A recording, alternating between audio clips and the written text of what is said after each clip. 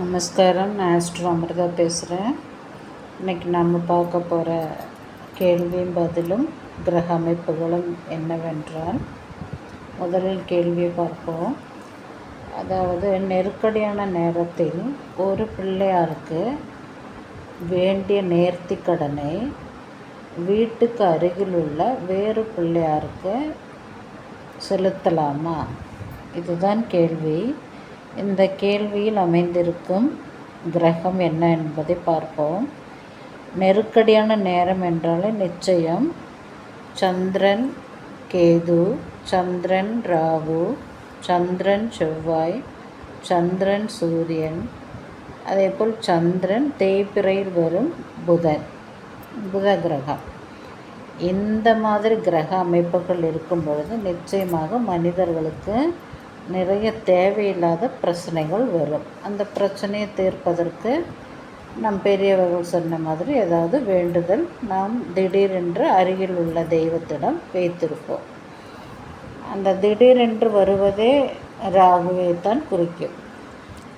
இப்படி இருக்கும் பொழுது நமக்கு கடவுளின் அனுகிரகத்தால் அந்த பிரச்சனை தீர்ந்து விட்டது என்று நினைத்து கொள்வோம். அந்த பிரச்சனை தீர்ந்த பிறகு இப்போ அந்த நேர்த்தி கடனை, வேண்டிய நேர்த்தி கடனை, அதுவும் அருகிலுள்ள பிள்ளையார், அதாவது வேண்டும் பொழுது ஒரு பிள்ளையாருக்கு நேர்த்தி கடனை வேண்டியாயிற்று. ஆனால் அந்த நேர்த்தி கடன், அதாவது பிரச்சனை தீர்ந்த பிறகு அதே பிள்ளையாருக்கு செய்ய முடியாவிட்டால் வீட்டின் அருகில் உள்ள பிள்ளையாருக்கு அந்த நேர்த்தி கடனை செலுத்தலாமா என்று தான் இங்கு கேள்வி. எனவே பிரச்சனை தீர்ந்து விட்டது. ஆனாலும் நாம் எந்த இடத்திலிருந்து அந்த வேண்டுதலை வைத்தோமோ அந்த இடத்தில் உள்ள பிள்ளையார் கோவிலுக்கு செல்ல முடியாத நிலைமையில் இருக்கும் பொழுது வீட்டின் அருகில் உள்ள பிள்ளையாருக்கு வேண்டுதல் வைக்கலாமா, அதே வேண்டுதலை நிறைவேற்றலாமா என்று கேட்கும் பொழுது, நெருக்கடியான நேரம் என்று சொன்னால் நான் சொல்லிவிட்டேன். சந்திரன் கேது, சந்திரன் ராகு, சந்திரன் தேய்பிறை புதன், அதே போல் சந்திரன் சூரியன், சந்திரன் செவ்வாய், இந்த மாதிரி அமைப்புகளும் உள்ள கிரகங்கள். அதேபோல் வேண்டிய சமயத்தில் பிள்ளையாருக்கு வேண்டுதல் வைத்திருந்த அந்த பிள்ளையாரை குறிப்பது கேது கிரகம்.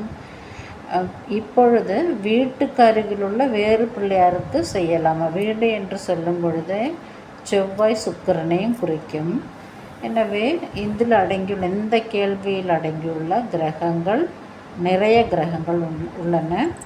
அதில் கேது கிரகம், சந்திர கிரகம், ராகு கிரகம், அதே போல் தேய்பிறை புத கிரகம், அதே போல் சூரியன், அது போலவே செவ்வாய், அது போலவே சுக்கிரன், இந்த மாதிரி பல கிரகங்கள் இணைந்துள்ளன.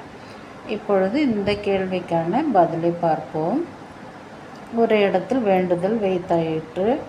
ஆனால் வேண்டுதல் வைத்த விநாயகருக்கு, அதே விநாயகருக்கு வேண்டுதலை செலுத்த முடியவில்லை. இப்பொழுது வீட்டின் அருகில் உள்ள விநாயகருக்கு வேண்டுதலை செலுத்தலாமா என்று கேட்கும் பொழுது, வேண்டுதல் வைத்த கோவிலில் நேர்த்திக்கடன் செலுத்துவது தான் உண்மையான முறை. ஒருவேளை வெளியூரில் இருந்தாலோ, நாம் வேண்டுதல் செய்துவிட்டு அந்த பிரச்சனை முடிந்து விட்டது, ஆனால் தற்பொழுது நாம் வெளியூரில் இருந்தாலோ அல்லது வேறு ஏதாவது சூழ்நிலையில் செல்ல முடியாத நிலைமையில் இருந்தாலோ நிச்சயம் இந்த தருணத்தில் வீட்டின் அருகில் உள்ள பிள்ளையாருக்கு வேண்டுதலை சமர்ப்பிக்கலாம். வேண்டுதலை நாம் நிறைவேற்றி விட்டு வரலாம். எனவே இந்த கேள்வியில் உள்ள கிரகத்தையும் கேள்விக்கான பதிலையும் பார்த்துவிட்டோம். இந்த வீடியோ உங்களுக்கு பிடித்திருந்தால் மற்றவருக்கு ஷேர் செய்யவும், சப்ஸ்கிரைப் செய்ய மறக்க வேண்டாம். Bye from astro Amrita.